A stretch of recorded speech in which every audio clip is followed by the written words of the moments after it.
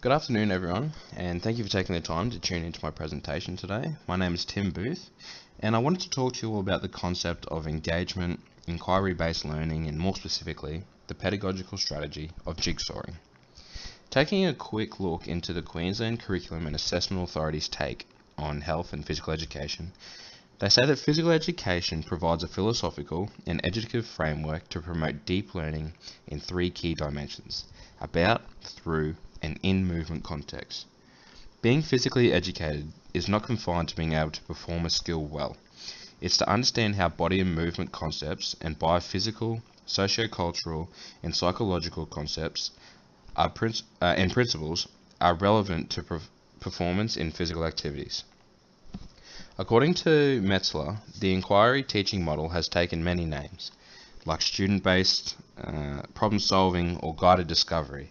But what they all have in common are the implication that teachers facilitate student learning by prompting them with carefully thought out questions that promote exploration and creativity.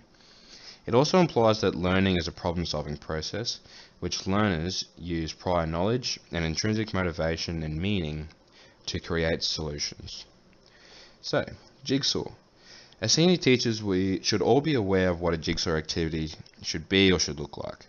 But I want to show you how something that may be considered elementary or junior school orientated can be applied to senior subjects and specifically the syllabus of the senior physical education. This pedagogical strategy promotes students' capacity to be self-directed and work towards specific goals. Being able to foster the value in that correlates directly with developing the necessary 21st century skills such as critical and creative thinking, communication, teamwork, and personal and social skills. Other educative benefits to using this pedagogical strategy is to get students to develop expertise in a topic or subtopic. It also develops discipline-specific language, which will not only assist in the student having a deeper understanding of the topic, but puts them in a better position to discuss and express themselves through writing or verbally. Also, it gives the students opportunity to self and peer teach. This particular part of the jigsaw pedagogy should be mutually beneficial as it involves the sharing of information, ideas, and knowledge between students. This gives some students the ability to hear information from a source other than the teacher, while also getting students to explain their knowledge to their peers, which creates a deeper understanding in their own minds. In 2020, effective teaching and learning has been modeled by Mazzano and Kendall's The New Taxonomy of Educational Objectives. They describe these objectives through 6 layers of information processing and 3 domains of knowledge. The beauty of the inquiry teaching model and jigsaw strategy is that it has the potential to fit into any of the 6 layers of processing, as well as all 3 domains of knowledge, depending on the application and the purpose of implementation.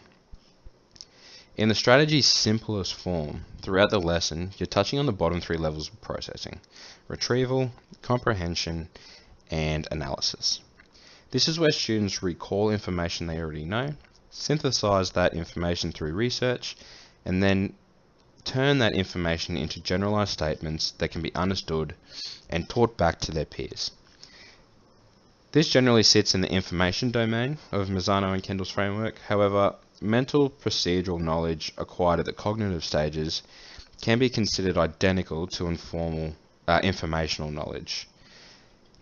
If this strategy was being utilized to break down the body movement concept of throwing a javelin, the groups of students could analyze the run-up, the approach, and the release.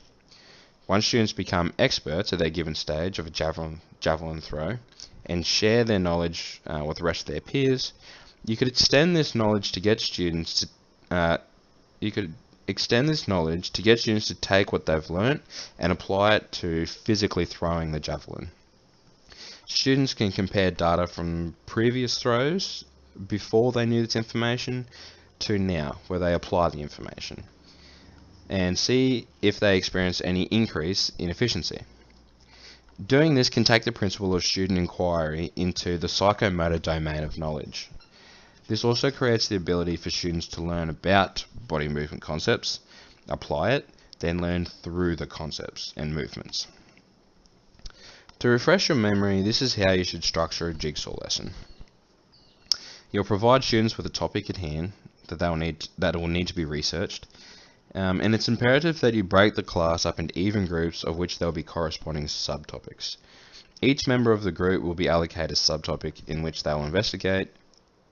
And a very important step that's often missed within this process is getting students to write down what they already know about the topic itself and their designated subtopic before breaking them up into their specialized groups.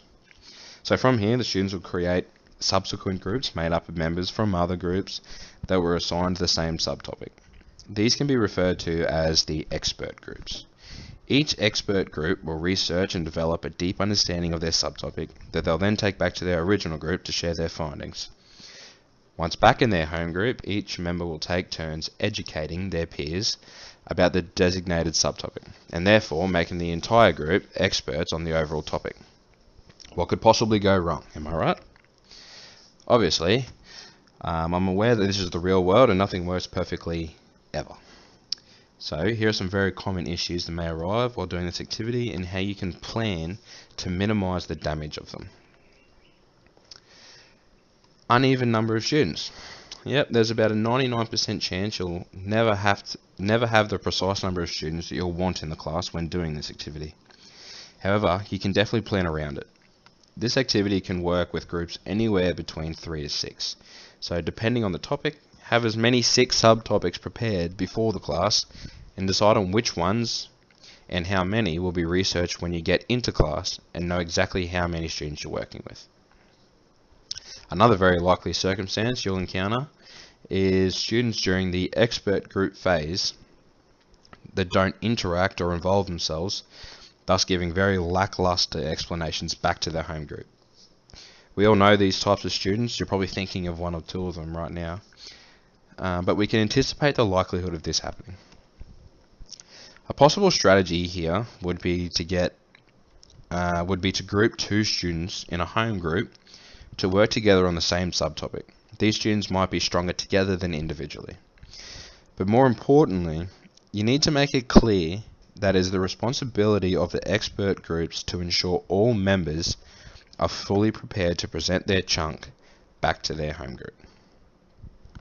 Finally, I want to share with you a resource I've created that you can use with your senior physical education students today. As I stated earlier, this activity could be done with a number of topics within the senior syllabus, like the javelin example, but I've chosen to show you how to use it within the domain of sports psychology and more specifically goal setting. So on screen is a simple template of a sheet you can hand to all your students on the day. As you can see, the topic has been broken up into 3 subtopics: process goals, outcome goals, and performance goals. Whatever topics each student gets, get them to write down what they think they already know about it before moving them into the expert groups. I've included some examples of what they might write. So for outcome goals, that's where we're looking at the athlete's control of the goal, and we know that it's their final goal. For performance goals, it's the performance levels that you need to be able to achieve in order to reach the outcome goal. So once all 3 boxes have been filled out by each student back in their home groups, the bottom 3 rows give students an opportunity to synthesize their learning by stating any perceived benefits or deficits of the goal setting technique. Finally, in the conclusion box, get students to write a concise summary, a few sentences, on goal setting as a whole concept, including information that they got in all the above boxes. This resource can be handed to them physically on a sheet of paper or distributed by email to fill out on their devices, or even filled out together as a class in a Google Doc. This would be probably more relevant for the conclusion stage, getting an expert from each group to give you a sentence. That's completely up to you and what works best for your class. So there you have it. Jigsaw in senior physical education. I hope you all found this useful, and thank you very much for listening.